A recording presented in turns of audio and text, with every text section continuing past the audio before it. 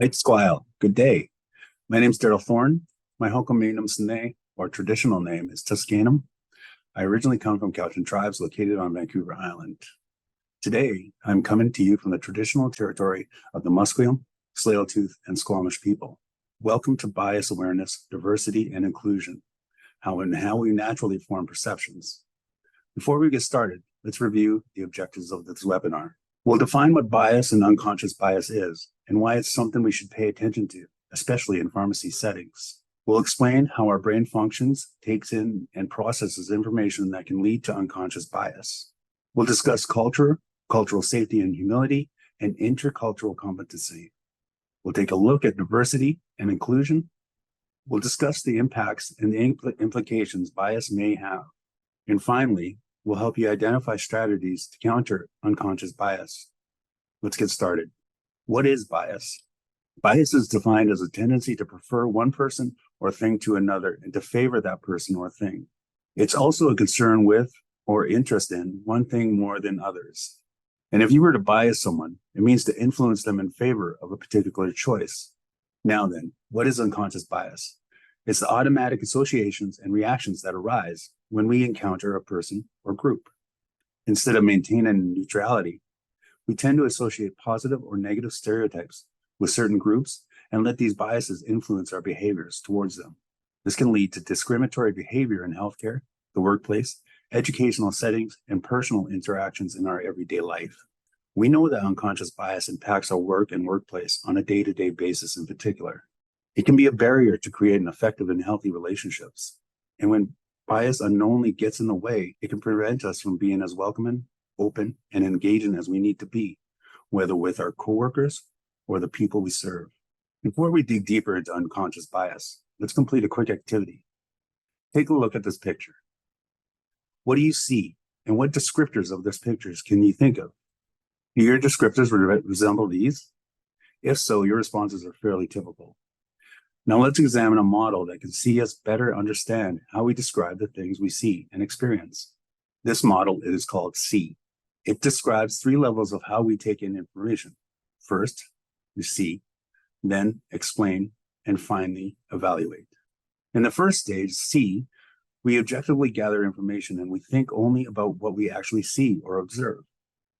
In the second stage, explain, we take the information from the first stage and subjectively analyze it based on our culture, experiences, and opinions.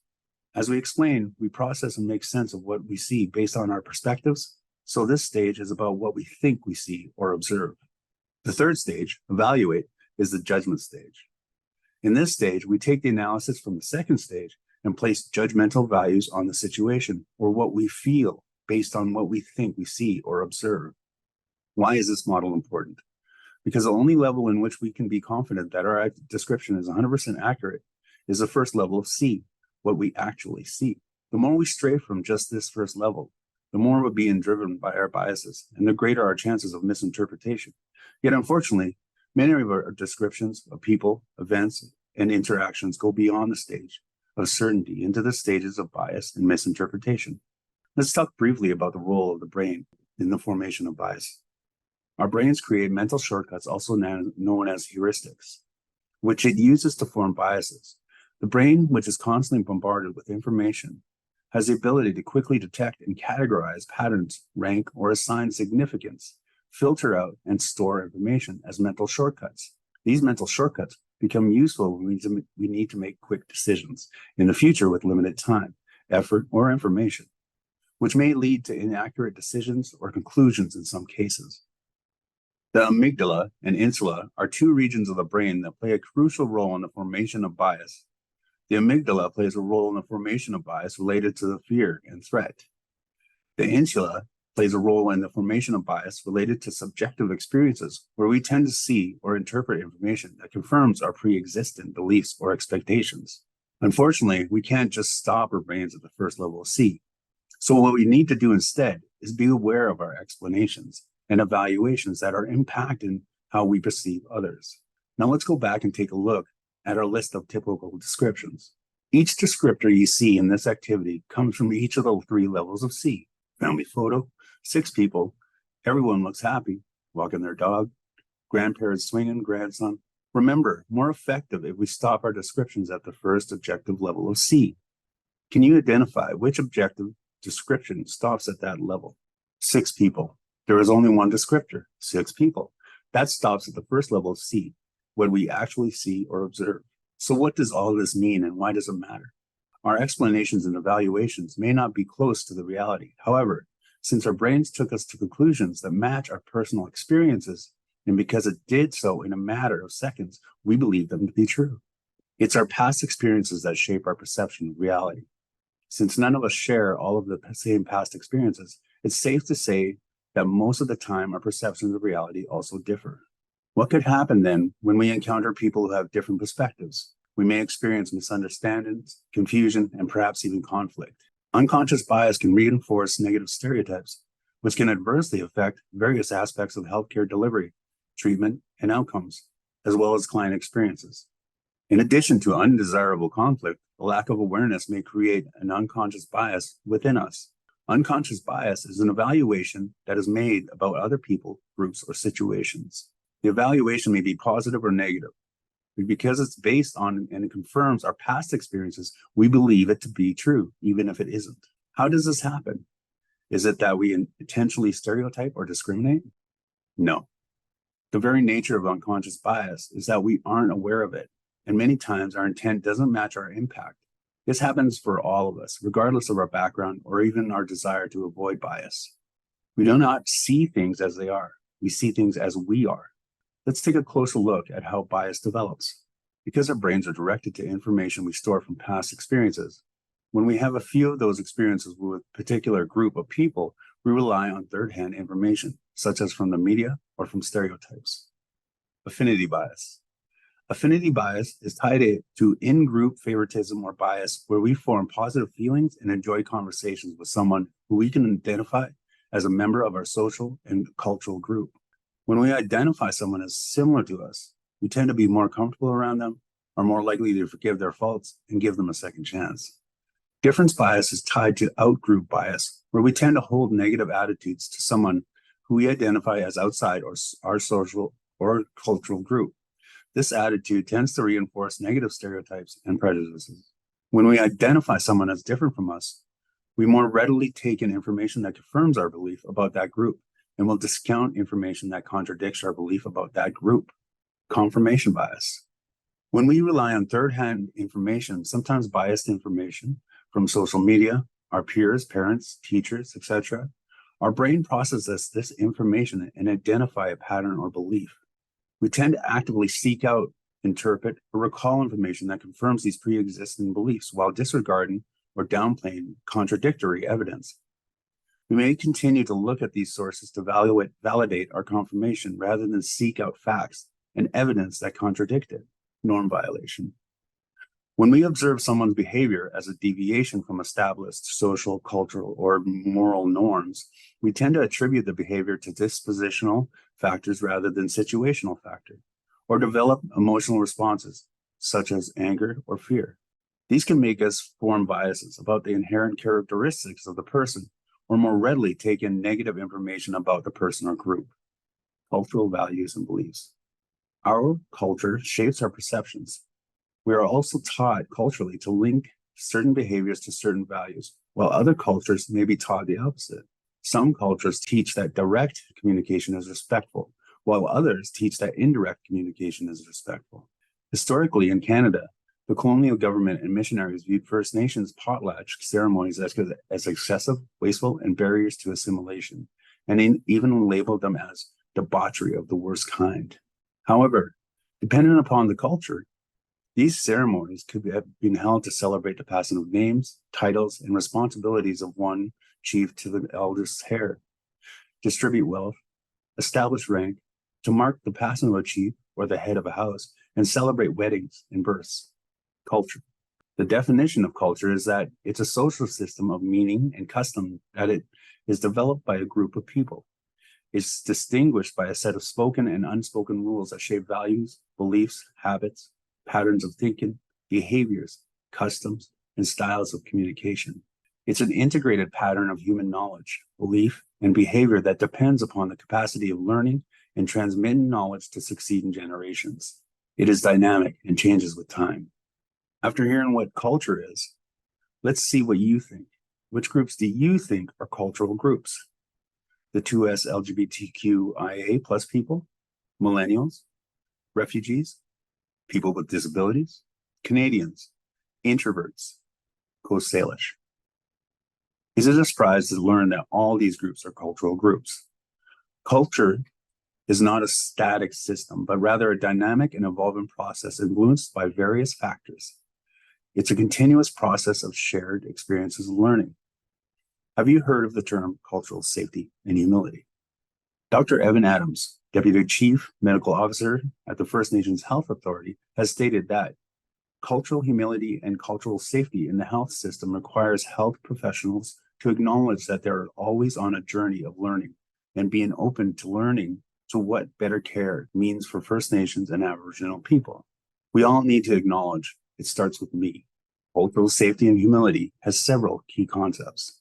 The journey of cultural humility often starts with cultural awareness, recognizing that differences and similarities exist between cultures. Learning about the histories that impact different cultures is an important part of developing cultural awareness. Cultural sensitivity grows when we start to see the influences of our own culture and acknowledge that we have biases. This can be an eye-opening experience and may take courage and humility to walk this path. Cultural sensitivity is not about treating everyone the same. With cultural awareness and sensitivity becomes a responsibility to act respectfully. Cultural competency involves attaining knowledge, skills, and attitudes to work with Indigenous people. Being anti-racist is attending to and reflecting on power differentials, affecting personal change, understanding facts of oppression, and confronting white privilege. It's a practice of understanding and targeting the root causes of discriminations to eliminate and change the values, structures, policies, programs, and behaviors that foster racism. Cultural safety is an outcome based on respectful engagement that recognizes and strives to address power imbalances inherent in the healthcare system. It results in an environment free of racism and discrimination, where people feel safe when receiving healthcare, a place in which a person is physically, socially, emotionally, and spiritually comfortable and free from challenge of denial of who they are or what they need. And across this continuum, it evolves cultural humility. Cultural humility is the process of self-reflection to understand personal and systemic biases and to develop and maintain respectful processes and relationships based on mutual trust. Cultural humility involves humbly acknowledging oneself as a learner when it comes to understanding another's experience. The College of Pharmacists of BC defined cultural humility as a self-examination of the pharmacy professionals' values, assumptions, beliefs, and privileges embedded in their own knowledge and practices, and consideration of how this may impact therapeutic relationship with Indigenous clients. Intercultural competence. Intercultural competence is the ability to recognize and respect the unique cultural perspectives of people and to communicate effectively and appropriately with people of other cultures. It is important to clarify that inclusion is not about assimilation or erasing of cultural differences. While the focus of assimilation is on homogeneity and conformity, the focus of inclusion is on embracing and celebrating diversity. Inclusion is about fostering mutual respect, empathy, and collaboration among diverse cultures. Hence, on intercultural competence is the ability to appreciate that different cultures bring a unique wealth of knowledge, experiences, and perspectives to any interaction. This allows us to create harmonious connections with people from cultural groups different from our own. Continuing to grow our intercultural competences enables us to move towards creating culturally safe care and acting with humility. Engaging with people of different cultures may be uncomfortable because we may realize that people have diverse values and beliefs that are different from ours or do not conform to our perception of reality. It is natural to feel uncomfortable in these situations. However, intercultural competence challenges us to reflect on our own feelings, acknowledge and confront our biases, and be open to different perspectives and experiences. Another way to look at this is to think about misunderstandings or conflicts that we might have in the workplace. Are those typically the result of cultural differences that are easy to see, such as food or clothing? No. Typically, they're the result of differences that aren't as easy to see. such as how we communicate or approach conflict, how we solve problems or make decisions. Increasing our intercultural competence helps us to better recognize and approach these kinds of complex differences. It's important to think about how cultural differences show up in our workplace on a day-to-day basis. This is much more complex than we think. Most of us consider examples of different cultures as being easy to identify, such as food, clothing, styles, dance, or maybe even language. If we think about cultural differences only in these ways, we're missing so much more. On a moment-by-moment basis, culture can affect behaviors, perceptions, and values. We often aren't even aware of how much culture affects our interactions with others. When we increase our intercultural competence, we become more in tune to complex differences that are typically out of people's awareness. You might be wondering what this has to do with the workplace and why it really matters. Well, we know that unconscious bias impacts building relationships, and that can affect the different cultural groups of people we serve, our work, and workplace every day. Our bias not only impacts how we take in information, it may also determine how we behave and what we deem good, right, or professional. Unconscious bias can contribute to stereotyping and making assumptions about people. For example, the In Plain Sight report highlights how Indigenous people are often stereotyped as less worthy of care, drug-seeking, irresponsible, non-compliers, etc. The way we view and interpret situations may not be even close to reality. Yet because our brains lead us to conclusions that match our own experiences in a matter of seconds, we believe them to be true. Everyone has a bias. However, it is important to be self-aware of these biases and acknowledge that we all have different experiences that shape the way we view and interpret situations. It's our past experiences that shape our perception of reality. Since none of us share all of the same past experiences, it's safe to say that most of the time our perceptions of reality also differ from others around us. When it comes to Indigenous peoples, this can lead to Indigenous-specific racism. In 2020, BC's Minister of Health called for a review of the BC healthcare system to explore allegations of prejudice and discrimination experienced by Indigenous people. The review would make recommendations to help eliminate Indigenous-specific racism and create substantive equity in healthcare experiences, services, and outcomes. The findings in the resulting In Plain Sight report state that 84% of Indigenous people describe personal experiences of racism and discrimination in the healthcare system. And 52% of Indigenous healthcare workers face racial prejudice. As pharmacists, unconscious bias can lead us to seek out information that confirms these stereotypes, and this can result in prejudiced assumptions that influence behavior, interactions, clinical decisions, and recommendations for Indigenous people. As pharmacists, we encounter clients from diverse cultures with diverse histories and experiences, which shape their behaviors and perceptions of health. For example, Indigenous people have a cultural history of holistic health and well-being that differs from the approach and perspectives of proponents of the Western medicine. In addition, Indigenous people experience discrimination and racism in the healthcare system that affects their perception of healthcare delivery and discourages them from seeking necessary medical help. What happens then when we come together with different perspectives and we're not aware of how they shape our reality differently? It can result in significant misunderstanding, confusion, or even conflict in healthcare settings. This can lead to poor quality of care and adverse health outcomes. Innovative ideas may come wrapped in a package that we don't expect and therefore don't acknowledge. Pharmacists are one of the most accessible healthcare providers, and by acting under the influence of biases, may miss innovative opportunities to ensure a more equitable and inclusive healthcare system.